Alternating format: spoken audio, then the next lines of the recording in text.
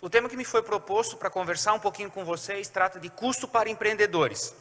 E a coisa que eu queria começar a conversar com vocês antes, e para a gente tentar formar um outro conceito do que a gente normalmente traz, de tudo que a gente escuta, é isolar a palavra empreendedor e discutir um pouquinho ela com vocês para depois a gente tentar entrar na questão custo. Eu vou tentar dividir a palestra onde a gente tem algumas mensagens para passar para vocês, uma partezinha um pouquinho mais técnica, que é para a gente tentar trazer o mesmo entendimento de conceitos para todo mundo, e ao final deixar uma mensagem para vocês. Eu espero que a gente tenha êxito e sucesso nessa empreitada que a gente programou para agora à tarde. Pessoal, empreendedor, quando a gente pensa na palavra empreendedor, eu imagino que na grande maioria da cabeça de vocês, ou nos grandes conceitos, ou no conceito macro que as pessoas têm, empreendedor é aquele cara que tem o seu próprio negócio.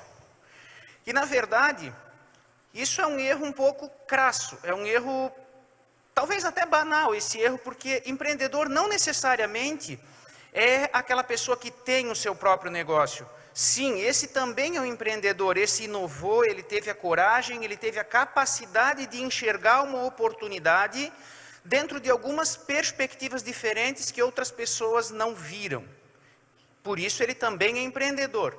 Mas isso que vocês estão fazendo aqui, numa tarde de sábado, como disse o Leco, chuvosa, fria, vocês deixaram o aconchego dos seus lares, vocês saíram das casas de vocês, saíram da zona de conforto de vocês e vocês estão fazendo a diferença.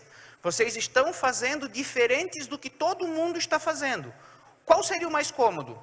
Eu estar na frente da televisão, e que não sirva de incentivo para ninguém fazer isso agora, por favor. Eu estar na frente da televisão, tomando alguma bebida quente, com um cobertor e assistindo TV, o meu programa favorito. Perfeito, era a condição ideal.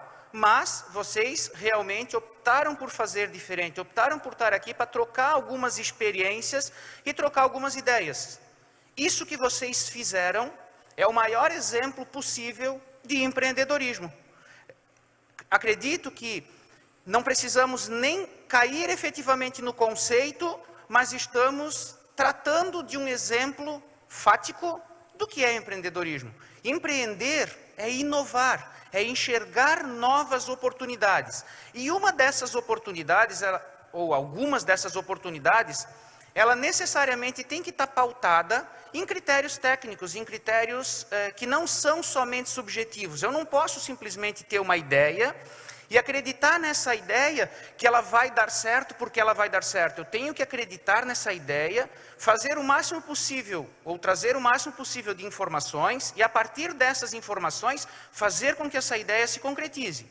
Ou seja, eu tenho que construir o empreendimento, eu tenho que construir a atitude empreendedora. E para que a gente consiga construir isso, nós precisamos ter alguns conceitos que inevitavelmente a gente vai cair numa situação que é a questão custo. Mas antes da questão custo, eu queria passar para vocês, eu queria deixar uma mensagem do Warren Buffett, que é um mega investidor mundial, e que ele tem algumas 5 premissas que ele traz para qualquer tipo de empreendimento ou para qualquer tipo de investimento. Ele diz o seguinte: sobre ganhos, nunca dependa de uma única fonte de renda. As suas ideias, elas não podem estar pautadas num único pilar. Você tem que construir essa ideia e você tem que ter um plano B e um plano C. E aqui ele fala muito economicamente. Ele diz que a gente deve construir uma outra fonte de renda para que a gente não dependa de uma única fonte de renda, ou seja, para que a gente tenha alternativas, construir um patrimônio de ponto que ele possa trazer algum rendimento para a gente. Sobre os gastos, essa é aquela que eu mais gosto particularmente. Se você comprar coisas que você não precisa, logo você terá que vender as coisas que você precisa. E pessoal, diante dessa, não vamos chamar de milagre econômico, porque não foi isso que aconteceu, mas diante de toda essa estabilidade econômica que a gente vem vivendo, pelo menos nos últimos 20 anos e agora nos últimos 4 ou 5, essa instabilidade, essa virada, o consumo que nos foi colocado, ou a possibilidade de consumo a qual nós fomos sugeridos, de fato ela desvirtuou um pouco a palavra necessidade, né? Às vezes a gente compra ou a gente busca aquilo que a gente não precisa. E se a gente fosse estudar, lá nos primórdios da economia, a palavra que faz com que a economia funcione é a necessidade. O que o homem precisa ou o que o homem necessita? É essa necessidade que move a economia. Então, por isso que a gente vinha vivendo uma economia tão pujante quanto a gente tinha nos últimos 20 anos. E agora esse consumo, talvez, ele ficou saturado, e essa saturação, aliada a toda essa crise política, econômica, enfim, que faz com que o mercado tenha essa baixa, efetivamente. A leitura, embora singela, ela é muito simples e ela é bastante autoexplicativa. Sobre economia, não economize o que resta dos seus gastos, mas sim gaste o que sobra de suas economias. Economize primeiro, pense no futuro, e depois você gasta. Sobre correr riscos, nunca teste a profundidade do rio com os 2 pés. É um complemento do que diz a primeira e é um complemento do que diz a última premissa dele. Sobre investimentos, não coloque todos os ovos na mesma cesta. Se você colocar os ovos na mesma cesta, no primeiro tropeço e você deixar cair essa cesta, automaticamente você ficou sem nenhum dos ovos que você tinha. Você ficou sem nada. Ok?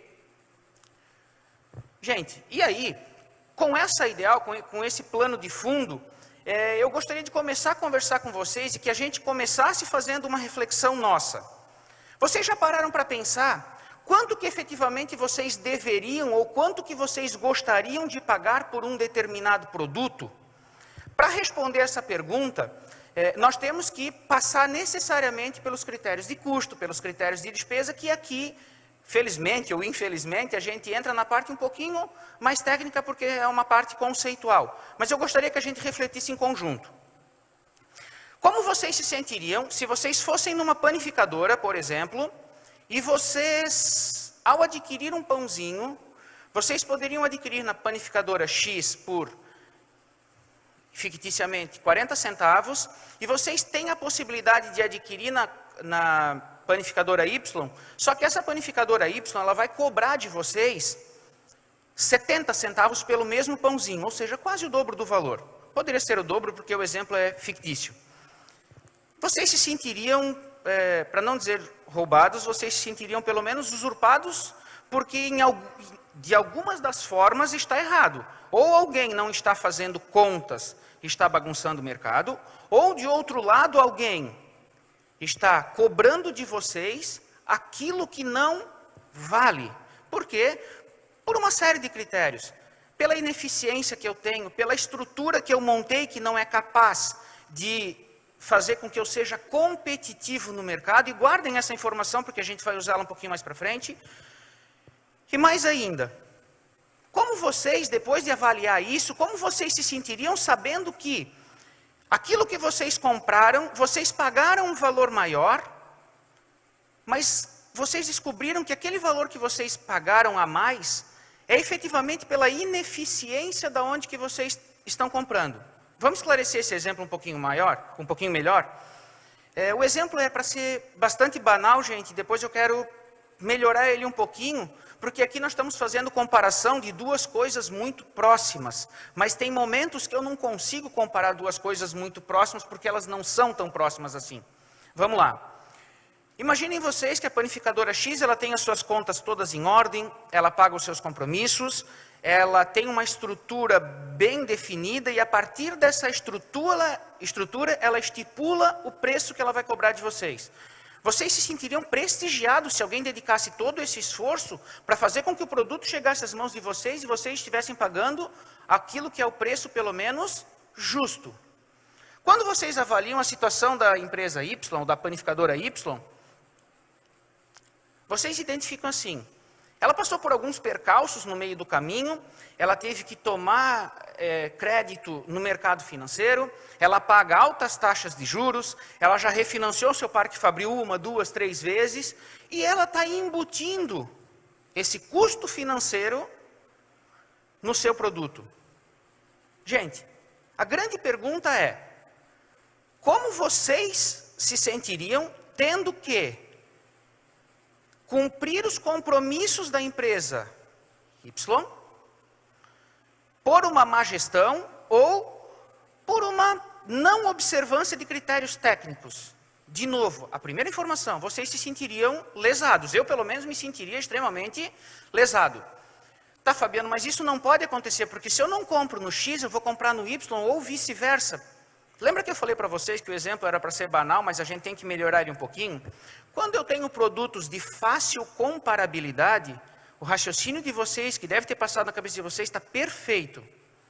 Só que quando o produto ele é mais ou menos exclusivo no mercado, ou ele é um produto novo, e eu quero ele, a partir do momento que eu quero, eu já me disponho a satisfazer a minha vontade, e a partir dessa satisfação, eu começo a diminuir os critérios técnicos que eu tenho e a querer comprar aquilo. Então, a ideia do empreendedorismo, e o título da palestra sendo chamado de Custo para Empreendedores, é justamente para mostrar para vocês que as grandes oportunidades estão na inovação. Fazer o que todo mundo faz, nós temos que estar atrelados à mesma margem média, ou a média do mercado. Perfeito? Pessoal, um produto, então, para que eu possa pagar e acreditar que aquele valor é justo que eu estou pagando, eu tenho que pensar numa coisa chamada valor agregado. E esse valor agregado, a gente trabalha pelo menos com duas hipóteses, e as mais fortes delas são essas duas. A primeira hipótese é a questão da qualidade.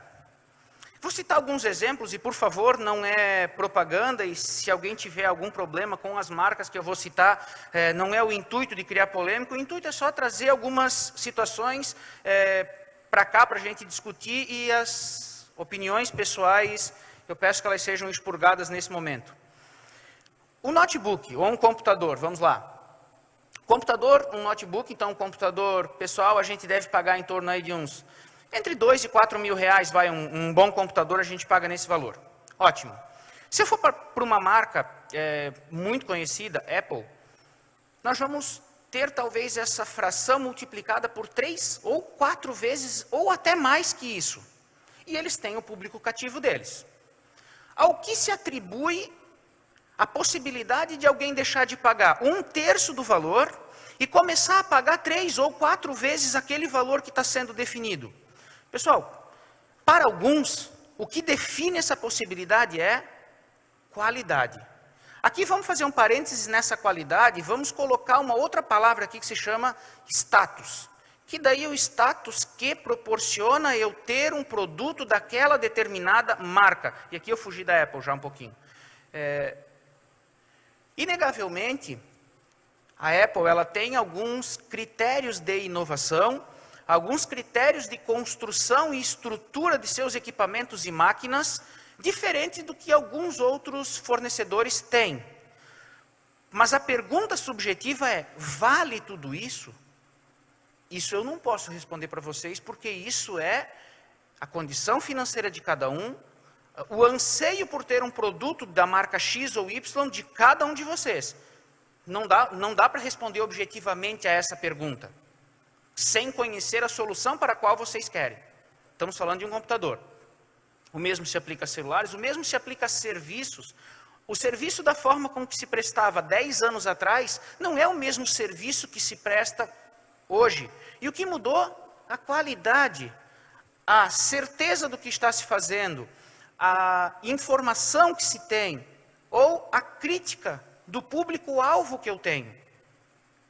Isso é uma informação bastante importante. Embora, quando eu falo em qualidade, eu não estou preocupado, eu não estou dizendo para vocês que qualidade é um diferencial para competir no mercado.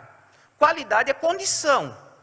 Tudo aquilo que vocês produzem, que vocês fazem, ou que vocês vão entregar a alguém, parte do pressuposto que ele tem uma qualidade tamanha que esteja muito próximo da perfeição. Ou que todos os esforços que vocês fizeram para entregar e ter esse produto, a construção desse produto, a arquitetura desse produto, com uma qualidade ímpar.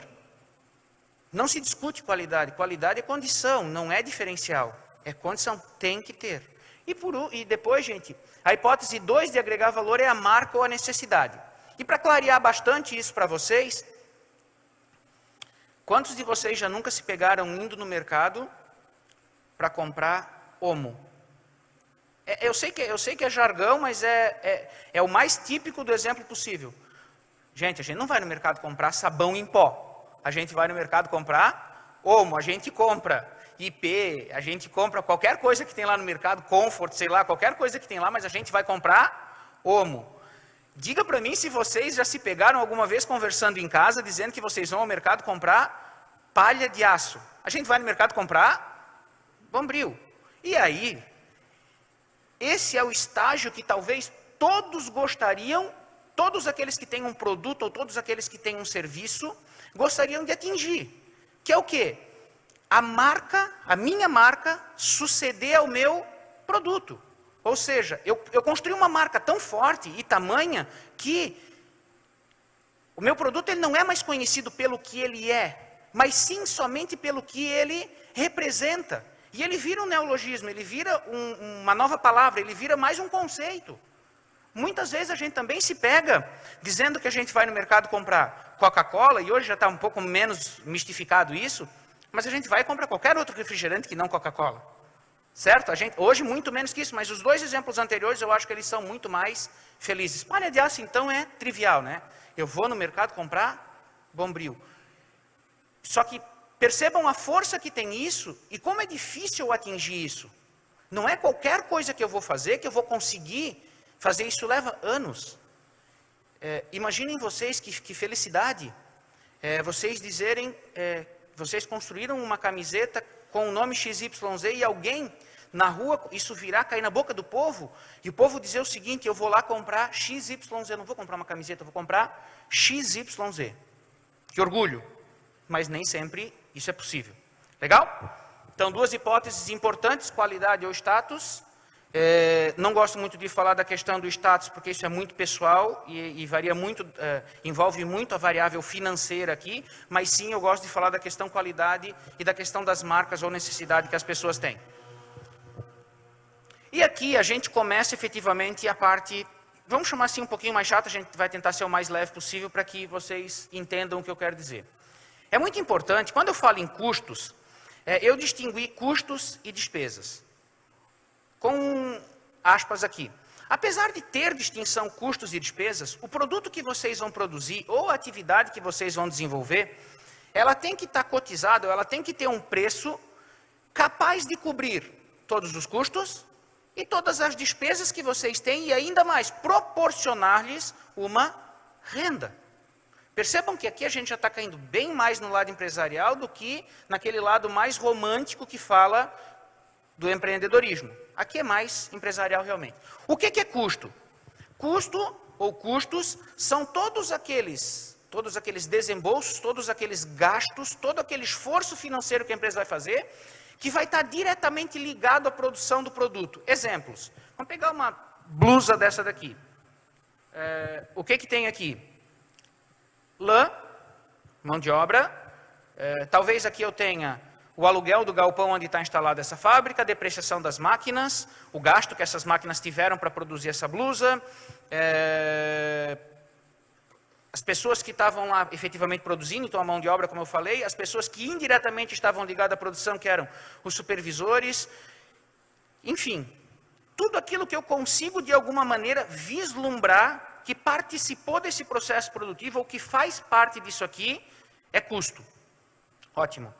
Calçado, couro, mão de obra, solado, palmilha, taco, prego, cola, tudo isso é custo. Por quê? Porque de alguma maneira vocês conseguem ver que aquilo ali faz parte daquele processo. E a despesa é tudo aquilo que eu vou gastar ou tudo aquilo que eu vou desembolsar, então o conceito inicial é o mesmo, com a manutenção da atividade da empresa, ou os esforços que eu vou ter para a obtenção de receitas. Eu gosto de fugir um pouco do técnico e dizer o seguinte para vocês: tudo aquilo que vocês vão fazer de esforço para que o produto de vocês ou a atividade de vocês seja vista lá no mercado e que vocês consigam criar lá da hipótese 2 a necessidade ao consumidor de vocês, é despesa. Então, propaganda, toda a área administrativa, todos os acordos comerciais que vocês têm, eventualmente frete que vocês pagam para o cliente de vocês, os serviços de proteção ao crédito que vocês têm lá na empresa de vocês, a energia elétrica do setor administrativo, enfim, uma série de circunstâncias que faz com que a empresa funcione, e mais ainda, que faz com que as pessoas lá fora vejam o produto de vocês. Tá, mas se eu disse que custo e despesa e o preço final do meu produto, ele tem que ser capaz de pagar todos os meus custos e todas as minhas despesas e mais uma margem de lucro, consequentemente eu posso botar tudo dentro de um saco, misturar bem, dizer que para produzir aquele produto eu gastei X, e eu tenho que botar mais 10% em cima, é o preço que eu vou cobrar do meu mercado consumidor, certo? Em regra, sim. Vamos apelar de novo lá para o começo. Como vocês se sentiriam sabendo que de matéria-prima para produzir essa blusa foi gasto R$10, de mão de obra está agregado aqui mais R$1, então nós estamos em 11. Só que de administrativo foi gasto mais R$20 para produzir essa blusa. Então o preço de custo dessa blusa ficou em R$31. Gente, tem alguma coisa que está errado aqui, né? A minha matéria-prima, o meu custo de transformação, que a gente vai ver o que é daqui a pouquinho, ele custou muito menos do que todos os esforços que eu estou evidenciando para botar esse produto no mercado. Alguma coisa está errado, alguma coisa não está condizente com aquilo. O esforço é maior do que o que eu estou produzindo. Está descompassado. Eu não sei se eu estou conseguindo ser bastante claro no que eu estou querendo dizer para vocês. Eu não sei como vocês se sentiriam, mas eu pelo menos me sentiria bastante desconfortável se as minhas despesas fossem maiores que os meus custos. E eu tenho que trabalhar em cima dessas despesas para tentar trazer elas ao menor valor possível, para que elas não comprometam o meu custo do produto. Porque o que vocês querem pagar? Prestem bastante atenção, o que vocês querem pagar por um produto quando vocês compram é exatamente o que foi gasto para produzir ele. E não os esforços comerciais que a empresa fez. Então, olha só, se a empresa faz um esforço comercial, uma propaganda, uma campanha publicitária mal sucedida, vocês teriam que pagar porque, se vocês se sentem à vontade que as despesas sejam maiores que os custos, vocês têm que pagar essa propaganda mal sucedida. Isso não é demérito da empresa, é responsabilidade do consumidor final pagar. A gente sabe que não é assim, né? Se a empresa foi ineficiente, ela arque com a sua ineficiência, diminuindo a sua margem de lucro. E a gente sabe que isso acontece. Empresa tal deu prejuízo no exercício de 2014. Por que deu exercício? Deu lucro deu prejuízo no exercício. Porque naquele momento ela usou esforços ou fez uma campanha mal sucedida. Ponto. Quem tem que arcar com isso? A empresa. Ela tem que ter reserva, ela tem que ter, vamos chamar de cacife, para poder bancar isso. Certo? Então, custo está no produto, despesa, esforços que eu vou evidenciar para fazer com que esse produto esteja no mercado. Vamos quebrar um pouquinho mais esse custo. Os custos, eles são fixos ou variáveis. O que são custos fixos? Custos fixos são aqueles custos que vão existir ou vão acontecer independentemente daquilo que você fizer. Se você produzir ou se você não produzir, eles vão existir. Um exemplo típico. Aluguel. A minha empresa está instalada no endereço A, B e C, e aquele galpão não é meu, eu tenho que pagar aluguel. Pessoal, se eu não produzir nada naquele mês, o aluguel vai chegar no dia 5, 10, lá sei lá quando, vai vencer e eu tenho que pagar. Ele está vinculado ao processo de produção? Tá, porque as máquinas estão lá dentro, a minha matéria-prima está lá dentro, os meus funcionários estão lá dentro. Eu não consigo ver exatamente que tem 30 centavos de aluguel aqui dentro dessa blusa. Mas ele faz parte do processo produtivo, porque é lá que está sendo produzido. E os custos variáveis são aqueles que eles variam de acordo, eles só vão acontecer se e somente se eu produzir. Matéria-prima, exemplo típico. Como eu estou falando de mão de obra, vamos abrir uma parte aqui. Tecnicamente, a mão de obra, ou por todos os estudos que citei, mão de obra, a gente sempre tem que ter a mão de obra como um custo variável. Embora, mesmo que eu não produza, dia 5, quinto dia útil do mês, eu tenho que pagar o salário dos meus funcionários, certo? Só que a gente tem que pensar a empresa de tal modo que a gente sempre vai ter alguma produção, ou eu tenho que ter o número X de funcionários que me permita produzir aquilo que eu estou me propondo efetivamente a produzir. Então, essa é uma ressalva que a gente faz com relação à mão de obra especificamente dentro dos custos variáveis. Pessoal, conceito de custo fixo e variável a gente vai usar na próxima lâmina. Alguém ficou com alguma dúvida? Ficou bastante claro o que é fixo e o que é variável? Fixo mesmo é porque vai acontecer, independente do que você fizer. E variável, ele só vai acontecer se você também fizer acontecer. Certo? Por que a gente vai usar? Porque existe um dilema entre custos fixos e variáveis, e é isso que a gente quer abordar com vocês. Custos diretos e indiretos. Custos diretos, aquele que eu consigo visualizar claramente.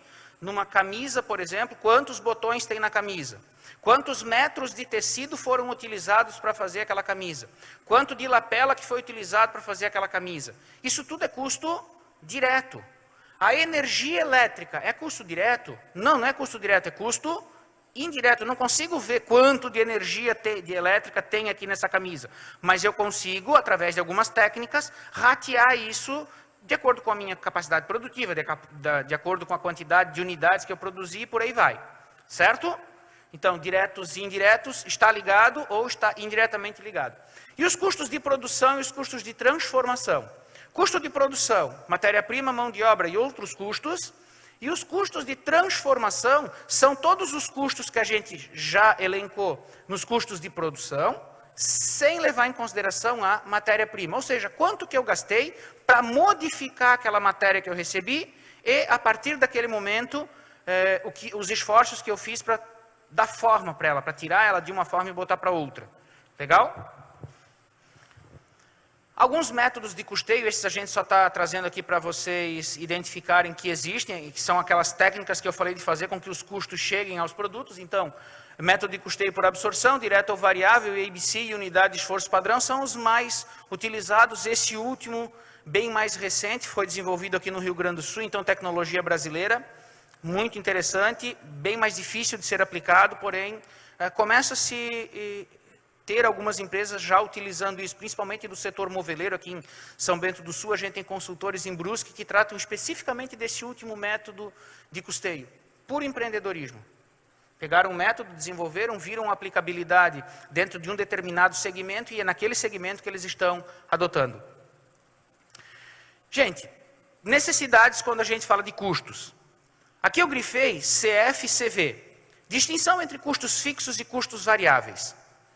De novo, custo fixo só vai acontecer se eu tiver produção, certo? Não, gente, diferente. Custo fixo só vai acontecer independente de qualquer coisa que eu produzir, ele está lá. Custo variável só vai existir se eu tiver produção. Ótimo. Qual é o mais interessante para que eu tenha na minha empresa? O custo fixo ou o custo variável? Eu diria para vocês que, primariamente respondendo, eu não consigo fugir de ter os dois. Eu vou ter necessariamente os dois. Só que tudo aquilo que eu conseguir transformar, que não for custo fixo, eu vou estar sendo eficiente. Porque se eu não tiver produção, ou se eu não tiver venda, se eu estiver passando por um momento ruim, ele vai flutuar de acordo com de acordo com aquela nova realidade da minha empresa. Enquanto que o custo fixo não vai flutuar. E aqui tem um trocadilho. O custo fixo, ele é fixo pelo total da produção, mas ele é variável por unidade. O custo variável, ele é fixo por unidade, mas ele é variável na quantidade produzida. Por quê? Porque se ele é um valor que eu consigo identificar, custo variável, tem R$10 de matéria-prima nessa blusa, ele só vai chegar a 100 se eu produzir 10 blusas, certo? Enquanto que eu tenho lá de aluguel R$1.000. Se eu produzir 10 blusas, significa que em cada blusa ela tem que carregar consigo R$100 de aluguel. Se eu produzir 1.000 blusas, ela vai carregar consigo R$1 de aluguel. Então, ele vai flutuando de acordo com a quantidade que eu estou produzindo. A administração das despesas. De novo, despesa não faz parte do processo produtivo. Não está ligado naquilo que eu estou produzindo. Aí eu estou voltando no exemplo da blusa. Gente, a despesa são esforços que eu estou fazendo para colocar o produto lá fora. Será que eu não estou dosando demais esses esforços? Será que eu estou trazendo essa minha empresa à realidade que ela precisa estar? Será que eu estou sendo eficiente ou ineficiente? Será que o público está vendo a minha empresa do mesmo jeito que eu gostaria que ele estivesse vendo? Será que ele está disposto a bancar todas essas campanhas ou todos esses esforços que eu estou fazendo? Por isso que eu tenho que administrar efetivamente as minhas despesas e tê-las no menor valor possível. E a atribuição de uma margem de lucro. Ninguém tem uma empresa comercial com o intuito puramente de fazer filantropia. A empresa, ela precisa de uma coisa chamada lucro, que é uma remuneração para poder se manter, para poder crescer, para poder oferecer emprego aos seus funcionários, para cumprir com suas obrigações sociais, para cumprir com tudo aquilo que a legislação brasileira exige dela. E esse é um dos grandes desafios dos empresários locais, mundiais até. E o maior dos desafios não é só gerenciar a sua empresa, mas como também atribuir uma margem de lucro. Pessoal, vamos voltar na administração das despesas. Já vi empresas onde a pessoa tinha o seguinte: a maior despesa que tinha na empresa era o salário do proprietário. A empresa tinha uma receita lá, valores fictícios, por favor, de 100 mil reais por mês, e o salário do diretor, 50 mil. Lembra a história de pegar, botar tudo no mesmo saquinho, balançar, e dizer assim: agora eu vou dividir pela quantidade que eu produzi, esse é o preço que vocês vão pagar pelo meu produto? Nós estaríamos pagando esses 50 mil, né? Gente, e não precisa nem ser muito inteligente, não precisa nem ter nada de técnica para saber que numa empresa que fatura 100 mil, faturamento não é lucro, numa empresa que fatura 100 mil, não tem condições de pagar para o seu diretor 50 mil de salário. Certo? Não dá. Pensem vocês têm uma prestação de serviço. Vocês cobram lá, nessa prestação de serviço, que vocês precisam usar algumas máquinas ou alguma coisa assim, ou algum produto, que vocês tenham uma receita lá de 10 mil reais, e vocês querem ganhar, para vocês querem tirar todos os meses 8. Sem entrar nos critérios técnicos, que é de prazo de pagamento, prazo de recebimento e tudo mais, não vai fechar essa conta. Vida pessoal de vocês, vamos transportar o exemplo. Vocês têm um salário lá de 1.000. Vocês têm uma prestação de 800. Imaginem que essa prestação é com vocês mesmos, mas não pode falhar. E vocês têm aluguel para pagar de 300. O orçamento de vocês comporta uma parcela de 800?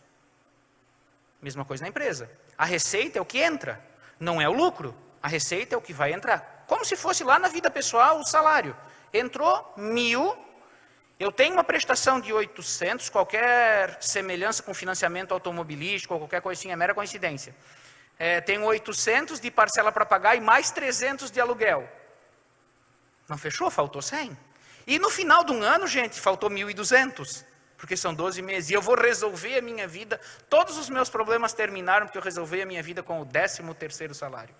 Mas faltou, porque faltou 1.200 e o meu salário é 1.000, o 13º só vem 1.000.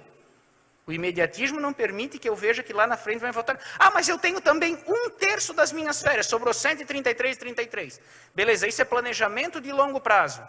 Só que é um planejamento que vocês vão passar no vermelho o ano inteirinho e vai chegar lá na frente e vocês não vão ter dinheiro para pagar os juros que o cheque especial cobrou de R$ 205% ao ano.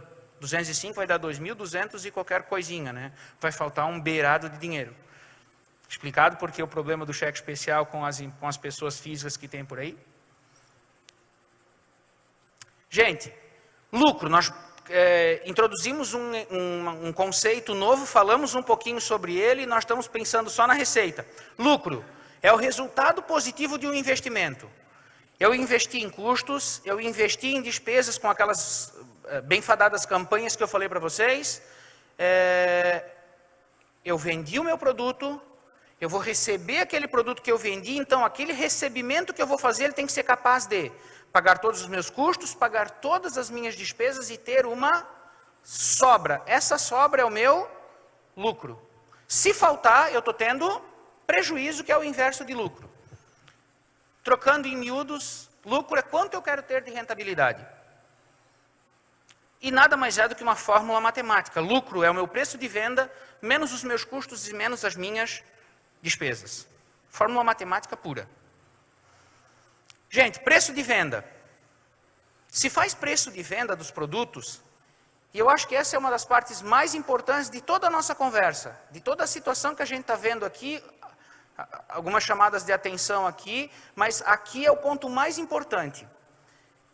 Vai parecer engraçado, mas é a mais pura realidade, e não sou eu que estou dizendo isso. O preço de venda ele se faz por 3 fatores, ou por 3 vertentes, as 3 vertentes mais importantes que a gente tem no mercado. A primeira delas é, se faz preço de venda, ou se constitui um preço de venda, pelo que se diz. Como assim pelo que se diz? Eu passo lá na fábrica, converso com os meus encarregados, e o meu encarregado diz assim, ó, olha, nós compramos 10 quilos de matéria-prima, essa matéria-prima custou R$1.000, e com esses 10 quilos de matéria-prima eu vou conseguir produzir 1.000 peças. Então, no mínimo de matéria-prima eu tenho que ter R$1 por peça de matéria-prima. E olha, eu acredito que a gente vendendo por R$3,50, a gente vai fazer uma marcação aí de 3,5, nós vamos ter lucro. Nós vamos tentar. O diretor da empresa diz isso, nós vamos tentar. Às vezes dá certo, sim, não vou ser hipócrita dizer que não dá certo. Às vezes não dá certo, pessoal. E às vezes para perceber que isso não deu certo, leva muito tempo. Imagine uma empresa que vende para daqui a 90 dias e tem um capital alto no começo, vende com um prejuízo 1 mês, 2 meses, 3 meses vende com prejuízo. 3 faturamentos. Aí ele vai começar a receber. Daí ele viu que esse recebimento que ele tem não cobre tudo aquilo que ele gastou para produzir aquele produto. Gente, nós estamos falando de 3 meses. Recuperar a casa, pode botar isso para 3 anos. E olha lá, dependendo do tamanho do rombo. Pelo que se diz. Está errado? Não. A gente tem que ouvir as pessoas que trabalham com a gente. Às vezes o conhecimento deles, que nem é técnico, é um conhecimento do dia a dia, da vivência, é tão importante quanto o conhecimento técnico, mas não pode ser só baseado nisso. Tem que ser baseado também em critérios que você conhece a sua estrutura. O segundo critério, no que se faz. E esse é por isso que eu disse que eu acho que vocês vão achar que isso é engraçado. Olha, o meu vizinho, ele consegue vender uma camiseta a R$8,50. A minha camiseta vai custar R$8,50. Se o cara da panificadora A vende o pãozinho a 40 centavos, eu vou vender o meu pãozinho a 40 centavos. Gente, aproximadamente, a grosso modo, 40% dos preços que a gente paga, ele está composto basicamente nisso aqui, olhando para o mercado. Nome bonito, benchmarking. Eu vou olhar o que o mercado faz e eu vou copiar. Tem como ser diferente? Até tem, só que a diferença vai estar na minha expertise, na minha capacidade de adequar a minha necessidade àquilo. Pensa comigo uma coisa se eu não estou certo. Imaginem vocês que eu tenho que vender um pão a 40 centavos. Cá para nós. Eu não vou pagar um pão, se eu posso comprar um pão a 40 centavos que é perto da minha casa, eu não vou pagar por mera liberalidade 60 centavos num pãozinho. Pãozinho, salvo, de novo, se a qualidade, gosto, sabor, etc. for muito, muito diferente. Senão eu vou procurar naquele que é mais ou menos o padrão. E vocês podem ver que os preços por aí, eles não fogem muito. Eles são efetivamente muito próximos dentro de uma média, dentro de um quadrante, onde a gente fica com pequenas variações para cima ou para baixo. Mas eles são mais ou menos dentro daquele preço. Por quê? Porque é onde o consumidor vai querer pagar. E um terceiro critério, que daí sim é o critério técnico, através do levantamento de custos. Separar o que é custo do que é despesa, identificar o que são custos fixos, do que são custos variáveis, quais custos eu posso cortar, quais custos eu não posso cortar, onde eu estou sendo eficiente, onde a minha expertise é maior, onde é menor, onde eu estou sendo ineficiente, que eu preciso reformular aquilo que eu estou fazendo. Esse é um critério bastante técnico e quando a gente vê uma empresa desse tipo e que a gente não fica sabendo, a gente se sente feliz, porque a gente sabe que está pagando aquilo que efetivamente o produto vale, ou custa, vale é complicado porque vai de cada um, mas quanto o produto custa. Por essa última técnica nós chamamos de administração eficiente. Mas vamos lá, já que 40% está lá no segundo, no que se faz, como é que eu posso adequar para que a minha empresa fique naquela condição e esteja dando lucro e eu esteja fazendo o que é certo? Trabalhando os meus custos, eu tenho que diminuir eles para que comporte aquela situação de estar dentro de 40 centavos, adequando as minhas despesas para que o meu produto comporte estar lá dentro do que o meu concorrente está fazendo, e mais ainda, eu preciso fazer comparações da minha estrutura com a estrutura do meu concorrente. Senão eu não vou conseguir adequar. Quando os produtos têm aquela situação da comparabilidade, eu vou ter que chegar. O pãozinho que eu estava colocando para vocês. Quando o produto não tem comparação, ou que ele tem uma comparação muito sutil com outros produtos, gente, eu vou ter que dar um jeito de chegar. Tem que dar um jeito de chegar. E aí entra o empreendedorismo, mesmo como funcionários entra o empreendedorismo. Atitudes empreendedoras, inovar, fazer diferente para conseguir chegar ou atingir resultados que eu preciso. Isso chama-se administração eficiente. E ainda essas 40% das empresas que aí tem, que ficam basicamente num critério não técnico, que é no que se diz, elas promovem uma administração pela receita. Problema muito sério. Por que a administração pela receita é um problema muito sério? Porque a partir do momento que eu administro pela receita, automaticamente eu tenho que aumentar o meu preço de venda, porque eu preciso ter mais receita, eu preciso aumentar. O primeiro raciocínio é, eu preciso ter mais receita, eu vou aumentar o meu preço, certo? Só que existe um revés para isso. Se eu aumento o meu preço, eu faço as minhas vendas caírem, consequentemente eu tenho custos que são fixos, que eu mostrei para vocês que custo fixo, ele varia, fixo no mês ele tem, mas ele varia pela quantidade de peças produzida, aquele meu custo fixo ele vai aumentar, porque eu vou vender menos, consequentemente, ele vai consumir mais daquela peça que eu vendi, porque ele vai estar lá, desde que eu vendi menos. Esse círculo vicioso, alguns brincam até e dizem que é o círculo da morte das empresas. Ou, já viram aquelas propagandas de cachorro, aqueles cachorros pequenininhos que ficam correndo atrás do próprio rabo, e nunca alcança? É um círculo vira um círculo efetivamente e vira vício. Legal, eu preciso faturar mais. Vou faturar mais, eu vou aumentar o meu preço. Aumentei o meu preço, daí acontece exatamente o que eu não queria. Cai as vendas e o meu custo aumenta. Eu não estou fazendo a minha lição de casa, que é, vou diminuir os meus custos para conseguir ter um preço melhor, para ser mais competitivo, para vender mais e ganhar na quantidade, e não somente no imediatismo. Legal? Gente, esse modelo de administração pela receita, me permitam aqui fazer uma paradinha, ele é exatamente o modelo de administração que é adotado pela esmagadora maioria dos estados, pela esmagadora maioria de todos os nossos entes públicos. Quando existe um déficit, a gente escuta em todas as revistas de circulação, e não é mérito ou demérito de governo nenhum, isso é histórico. O que se faz quando tem um déficit nas contas públicas? Se cria um novo tributo. Ah, vai ter mais um imposto porque deu 174 milhões ou 146 milhões de déficit. Pessoal, que legal se na nossa empresa nós pudéssemos fazer exatamente isso. Está dando problema, não está fechando as contas. Ou melhor, que legal se a gente pudesse chegar, segunda-feira nas empresas onde a gente trabalha, e dizer, não façam isso, por favor. Chegar lá na empresa segunda-feira e dizer assim, ó, minhas contas esse mês não vão fechar. Eu preciso de mais R$1.000 para fechar as contas. Eu acho que vai fechar algumas portas para vocês, por isso não façam. Mas essa é a administração pela receita. Na empresa, não acontece porque é nós que temos que alimentar aquilo. Lá no salário de vocês também não vai acontecer, porque também não é assim do dia para a noite, qualquer coisa assim, certo? Mas, no serviço público, vocês podem olhar, é isso que acontece. É a administração pela receita, não é eficiência.